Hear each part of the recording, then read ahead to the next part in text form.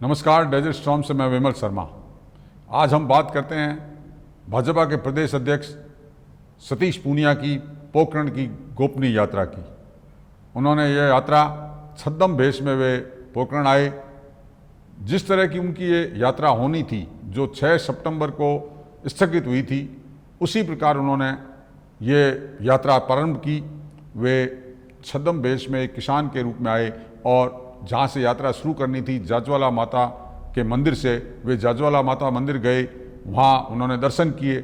जब वो दर्शन करे तो पुजारी को लगा कि कौन आदमी आया है इस तरह की वेशभूषा में, तो उन्होंने उसको पूछा कि आप कौन हैं। तो उन्होंने जवाब दिया कि मैं बीकानेर का एक ब्राह्मण हूँ और दर्शन करने आया हूँ। वहाँ से वे अकेले ही निकल पड़े सड़क पर। किसी भी भाजपा कार्यकर्ता को इसकी कानो कान भनक तक नहीं लगी, न उन्होंने इस बात की किसी को जानकारी दी। वे दर्शन करके पैदल ही निकले और जब वे पैदल निकले तो रास्ते में उन्हें एक कार्यकर्ता भी मिला जिन्हें लगभग उन्हें पहचान लिया और उसने फ़ोटो खींच के डाला। मगर इससे पहले ही सतीश पूनिया ने अपने ट्विटर पोस्ट पर अपनी इस यात्रा की पोस्ट डाल दी। पोस्ट डालते ही जैसलमेर, पोखरण और फलोदी और जोधपुर तक भाजपा के कार्यकर्ताओं में हड़कंप मच गया। किस तरह से पोखरण पहुँचे, इसके लिए सब ने अपनी दौड़ लगानी शुरू कर दी। जो कभी 80 से ज़्यादा की स्पीड में गाड़ी नहीं चलाते थे, वो 120 और 140 की स्पीड में पोखरण पहुँचे।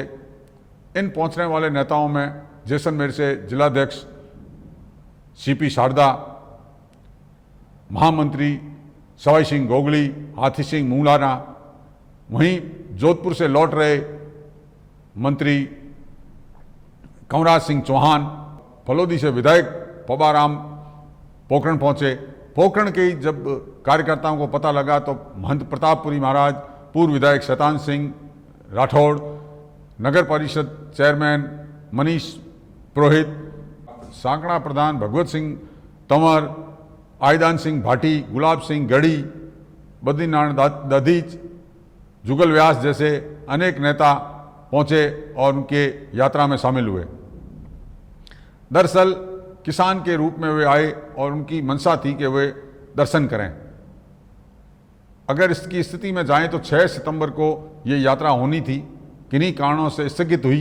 तो सतीश पूनिया ने ये मन में ठान ली कि मुझे यात्रा करनी है। चूँकि ये यात्रा जो 8 से 10 सितंबर तक जोधपुर में बहुत बड़े आयोजन भाजपा के होने वाले थे, जिसमें ओबीसी मोर्चा की राष्ट्रीय कार्यकारिणी की बैठक और बूथ स्तर से ऊपर के कार्यकर्ताओं की जो सम्मेलन होना था, वो बहुत बड़े आयोजन थे राजस्थान के लिहाज से। तो इस राजस्थान से लिहाज से इस बड़े आयोजनों को सफल हो, इसके लिए उन्होंने मन में मन्नत मांगी थी कि मैं पूजा अर्चना करके मेरा ये आयोजन सफल हो। चूँकि किन्हीं कारणों से ये यात्रा, धार्मिक यात्रा जो पोखरण से रामदेवरा करनी थी, वो स्थगित की गई थी। तो उन्होंने ज्यों ही 11 तारीख को सुबह जब अमित शाह को उन्होंने एयरपोर्ट में विदा किया, विदा करने के बाद में वे भाजपा के पूर्व मंत्री और पाली सांसद पीपी चौधरी के निवास पे गए, जहां वसुंधरा, पूर्व मुख्यमंत्री वसुंधरा और अन्य नेता भी शामिल थे। उनके साथ उन्होंने नाश्ता किया। नाश्ता करने के बाद में वे वापस अपनी होटल कमरा खाली करने नहीं गए और न ही अपने गार्ड को और अपने ड्राइवर को बताया कहाँ जा रहे हैं।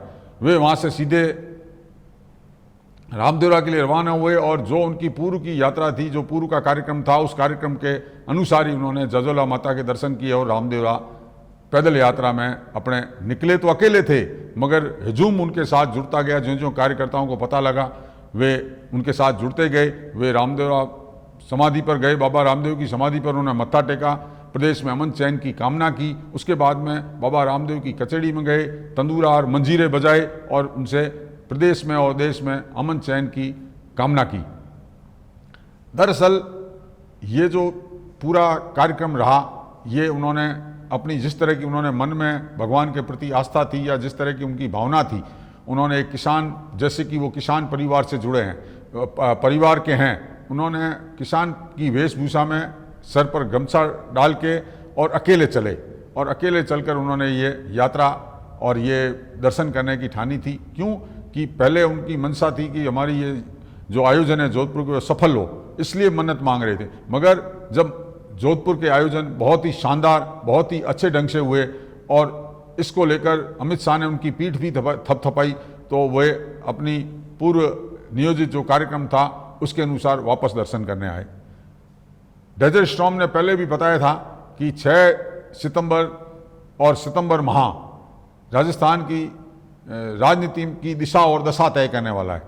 जोधपुर के आयोजन से ये साफ हो गया कि अमित शाह ने जिस तरह से सभा में कहा कि गजेंद्र सिंह शेखावत से उनके निजी रिश्ते हैं, तो उन्होंने उनका कद बढ़ा दिया और साफ संकेत दे दिया कि आने वाले समय में क्या होने वाला है राजस्थान। दूसरी तरफ उन्होंने प्रदेश अध्यक्ष सतीश पूनिया की पीठ थपथपाई और उनकी भी तारीफ की। इसका मतलब साफ था कि इन 2 नेताओं पर ही प्रदेश के राष्ट्रीय नेताओं की नज़र है। यहाँ ये कहना भी लाजमी होगा कि वसुंधरा राजे भी इस आयोजन में थी, मगर जिस तरह से वसुंधरा राजे इस आयोजन के माध्यम से अपने आप को राजस्थान का चेहरा बताने की कोशिश थी कि वे यहाँ घोषणा हो कि राजस्थान का चेहरा वसुंधरा है, उसमें उनको निराशा हाथ लगी।